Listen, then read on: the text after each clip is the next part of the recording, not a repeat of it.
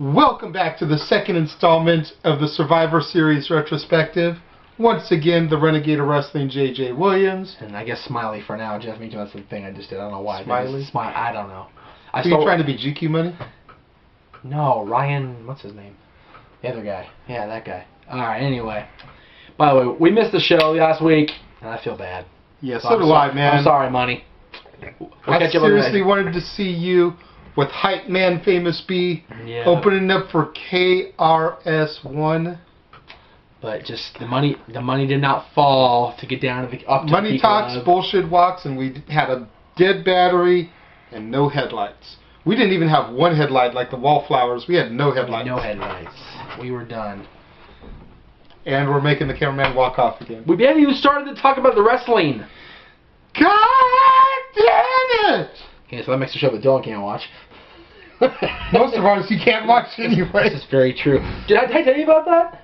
No. We took him to Mom and Dad's house, and Jade's watching the show where we both went, God damn it, and Dylan looks right at the camera and goes, God damn it! And we're like, my mom's in the room, of course, she just... Hashtag Top Gun style. Hashtag Top Gun, not Dylan approved.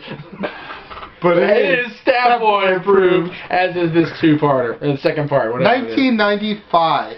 Really not a huge event thing at 95, except for the fact that Brett ended the nearly year-long reign of Big Daddy Cool Diesel, which started 3 days after the previous year's Survivor Series, thanks to Bob Backlund jobbing in 8 seconds, in the Garden, no less. But the weird match on the card was a wild card match. Basically, you had heels and faces teaming together.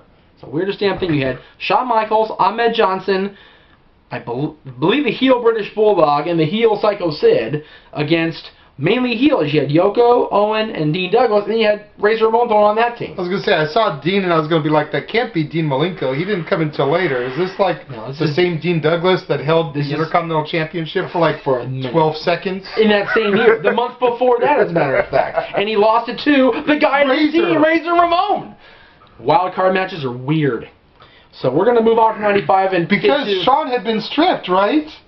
No, yes, because of the attack that we think Shane Douglas perpetrated in his other guys. The franchise is an evil person. He was stripped for not agreeing to, the title defense within 30 days. No, that was 93.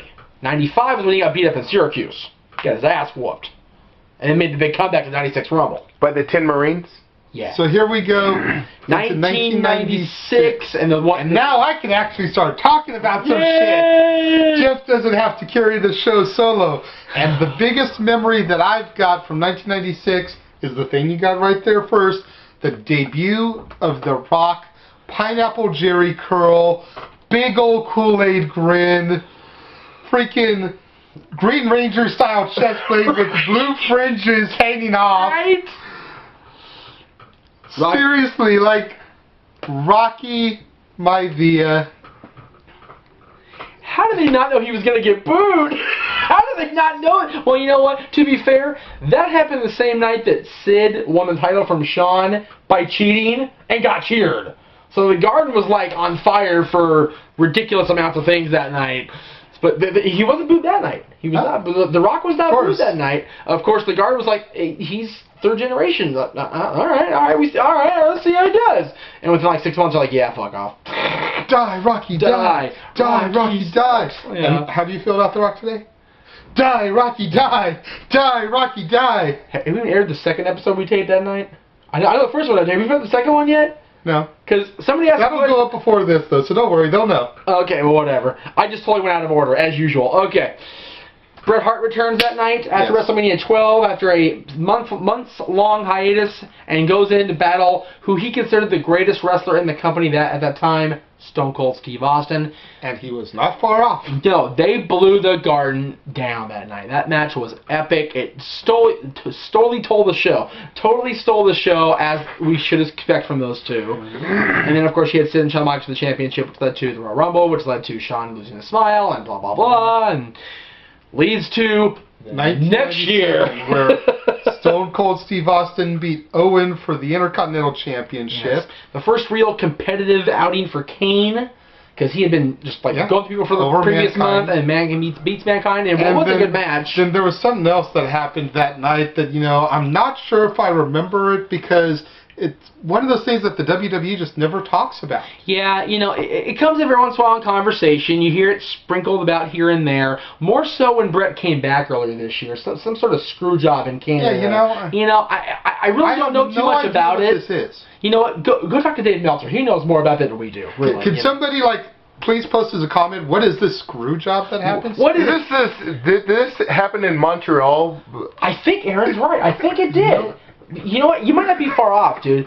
You know what? Let us know where this happened, because we are dying to know. Seriously, because, WWE doesn't talk about this type of stuff. Let alone make DVDs about that part of it at all. Yeah, they don't know any about this. This screw job, per se, is kind of like Chris Benoit. Just never gets talked about. Never does.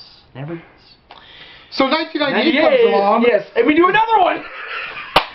Now, this Survivor Series holds a special place in my heart, and I'm going to tell you why. Because of the computer We're going to get a little bit sentimental here. All right. Survivor Series 1998 was supposed to be my very first pay-per-view. Uh-oh. However, me and Stat Boy showed up at the homie's house that we were supposed to watch it at, and come to find out that he had been killed by his father the day before. And then his father took his own life. Whoa. So, it's one of those things that kind of happens every now and then where maybe you're not meant to see something.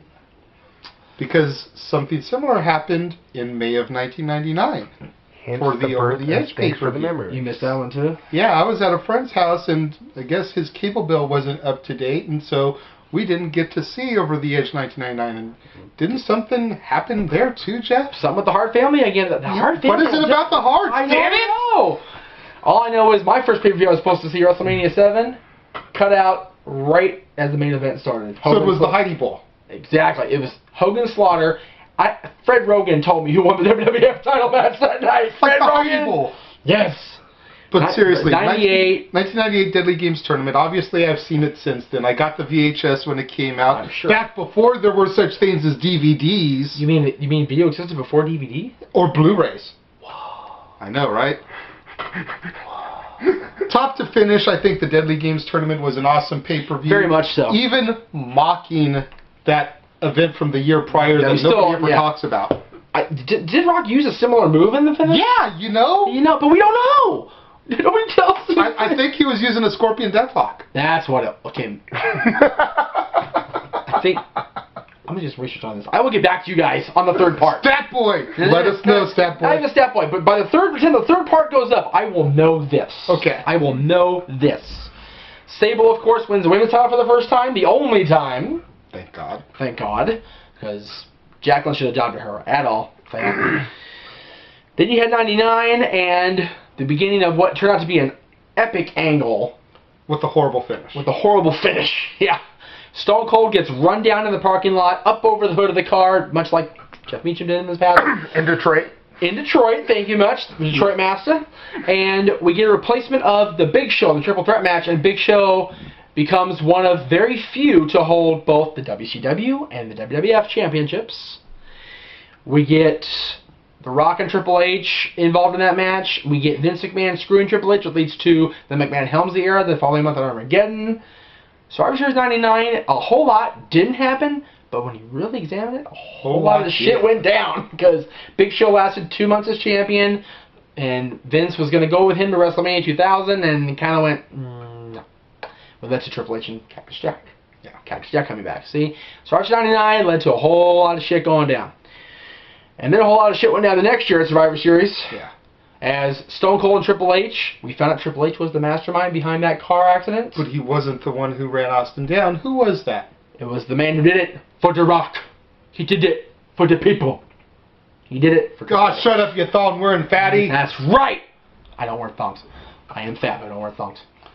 Rikishi did it. Rikishi, of course, did. Seriously? Like, really? It's like, we knew that The Rock's DNA was in the driver's seat, but is it really going to be that far spread along a family tree that it's fucking Rikishi?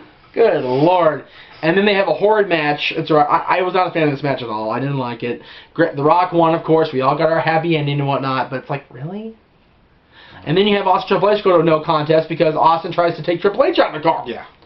And then you have a great finish, in my opinion, to the WWF Championship match.